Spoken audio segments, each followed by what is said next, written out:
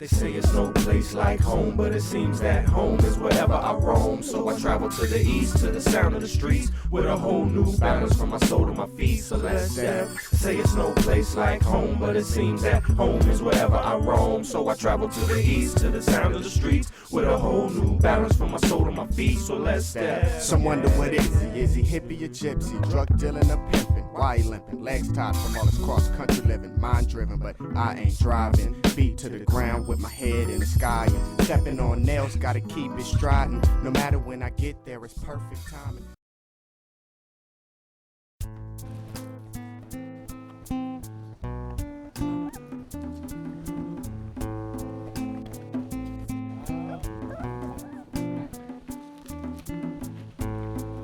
Where are we? What are we doing here? Where are we? How do we end up at this point? Who wants to tell the story? I don't know if I want to tell the story. Alright, well, it's like this.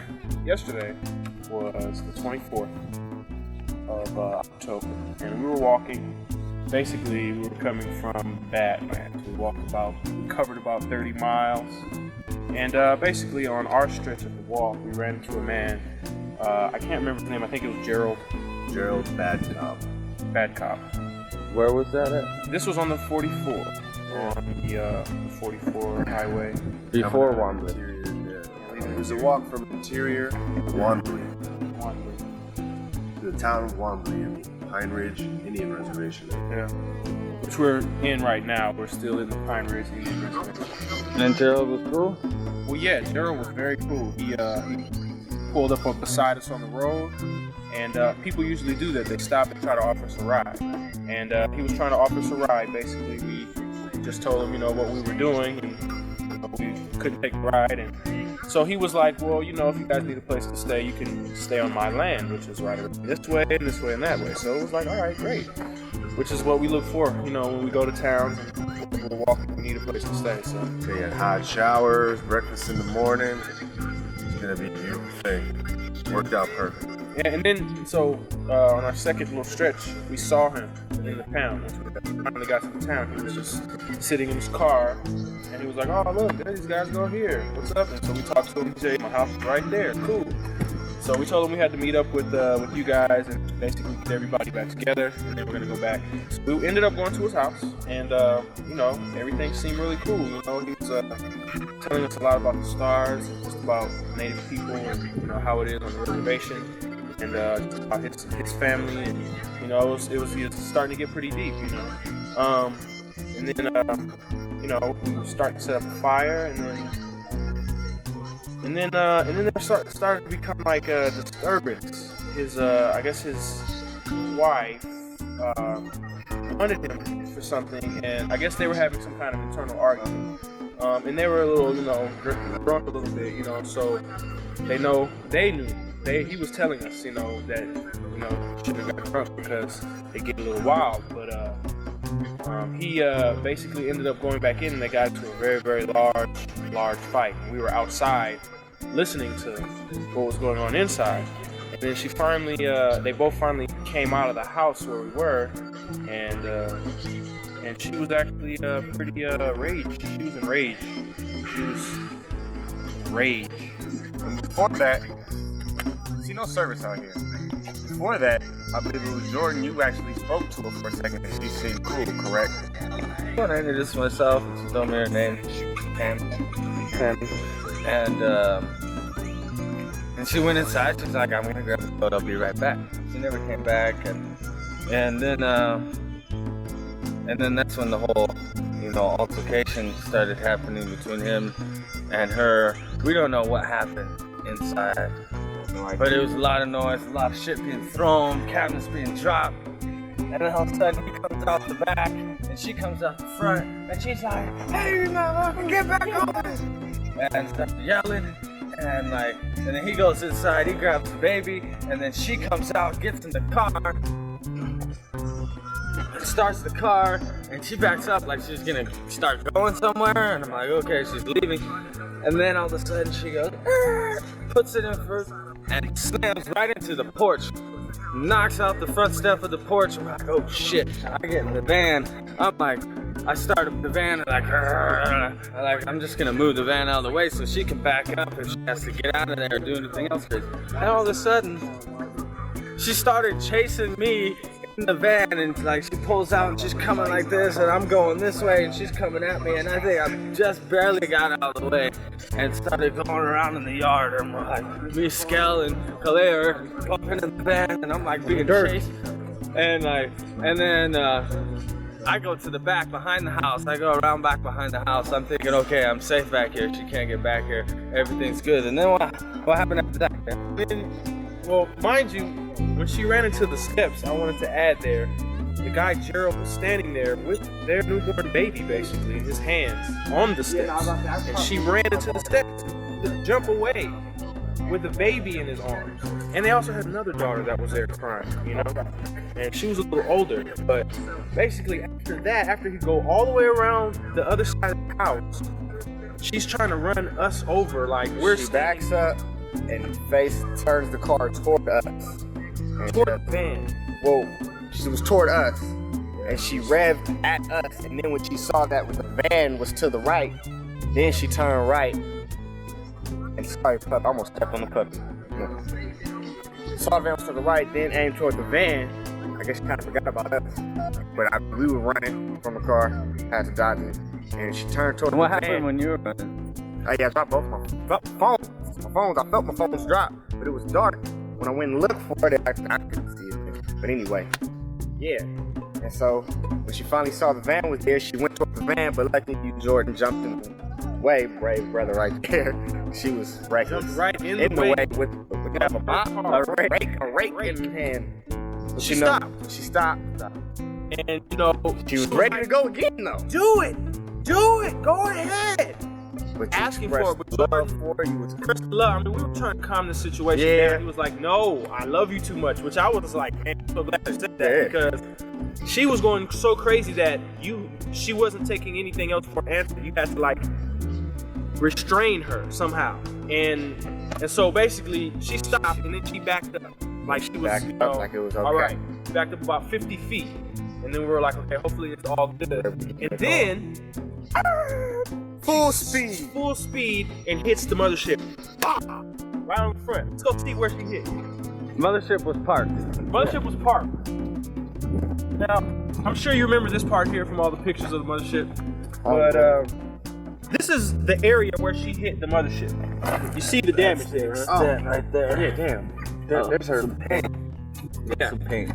But she went pretty fast. About it. Like, We lost the license plate too. I just pulled that off so we didn't lose it completely.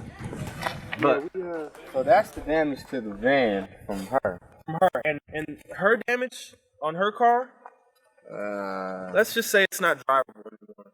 Should have got some pictures of it while we were there. I mean, it's just like smashed. I was wondering, like, what happened? Like, how did it just crumble up into nothing and there's nothing? Smoke, the car filled with smoke. Nothing. There was smoke everywhere coming out the back. They don't make them like they used to. Exactly.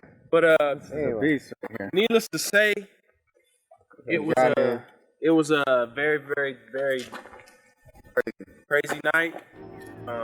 This was last night. Yeah, all last night. Basically, what happened to that was we all piled in the van with Gerald and his newborn baby Mystic. And we run, and at this point, like we're in the van backing up, and she jumped up onto the van like this. Like one of those zombies. I'm gonna get you. And then I stop and she falls off. And then she comes over here. And starts clawing this back. I'm gonna stop you. And she broke the motor in the mirror. So that sucks. But at least it didn't come off. And then we bounce out of there. And we go over to Gerald's mother's house. And we're kind of freaked out, man. It's like, but let's just say, needless to say, it was probably our first near-death experience. And Another person. another person, Mountain. not due to nature. Yeah, right. Then it all worked out good. We're here at Tom Forbear's Ranch. Yeah.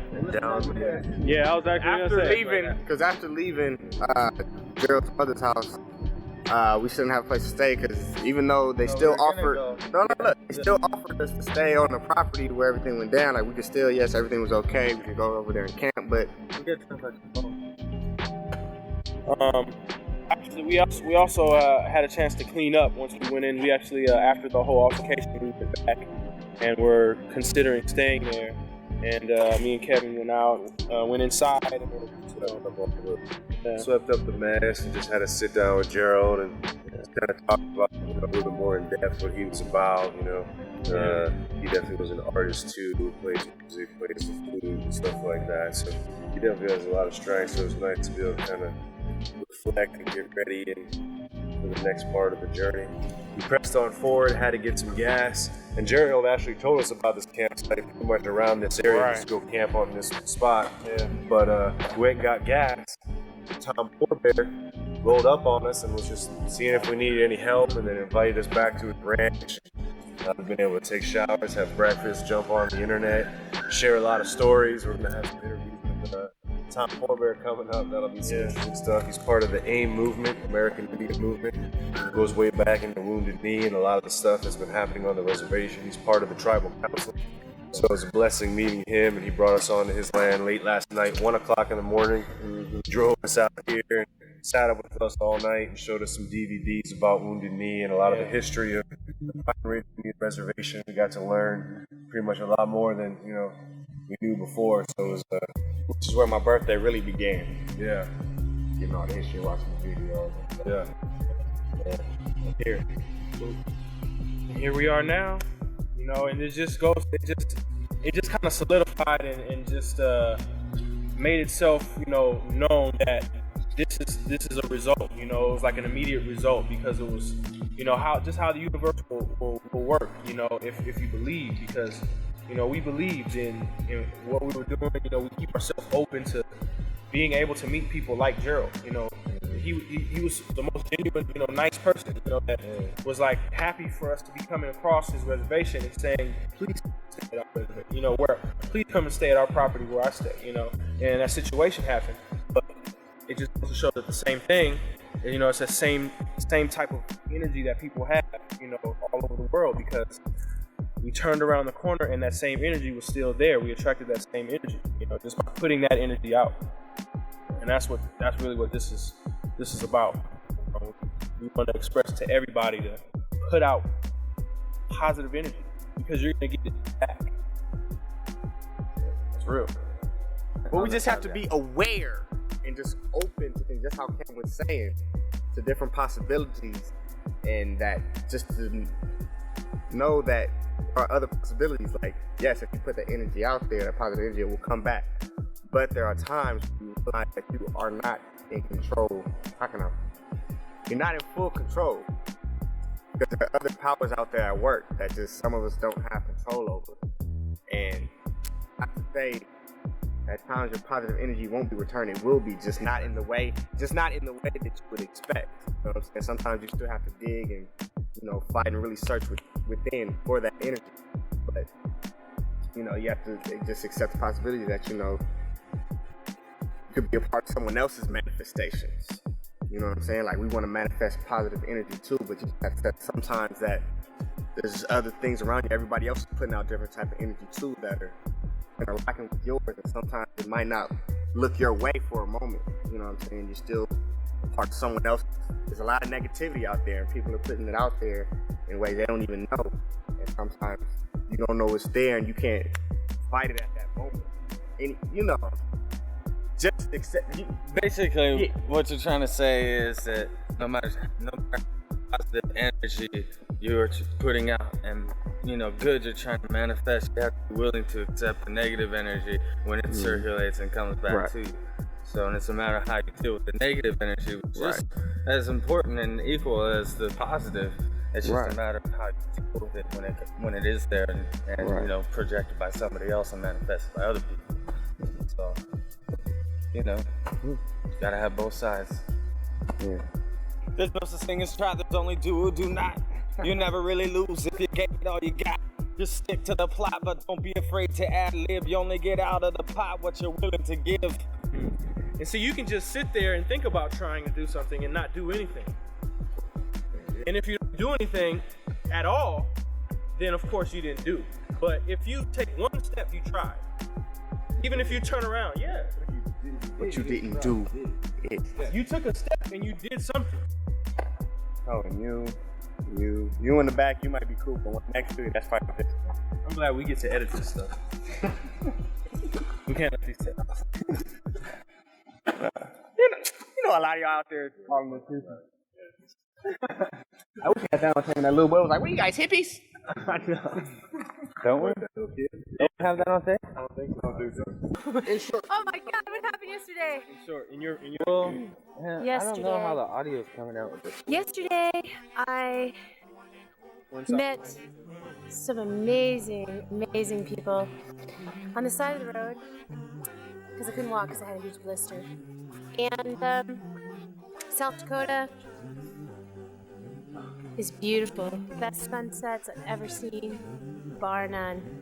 And the people here are warm-hearted and very generous. And I don't know what else to say. I'm kind of tired. I could use more sleep. What happened yesterday? What day was yesterday? October 24th, 2002. Tuesday. I met a Native American woman named Betty. Aloha, Betty. She taught me some Dakota, and she fed me coffee and laughed with me, shared stories of the people, and then we slept at Poor Bear's house. And now I'm teaching him how to use a computer. Cool. That's what happened. We should be fired. Kyle would say we should be fired. I'm not kidding. I know, huh? Kyle? You gotta be fired, man.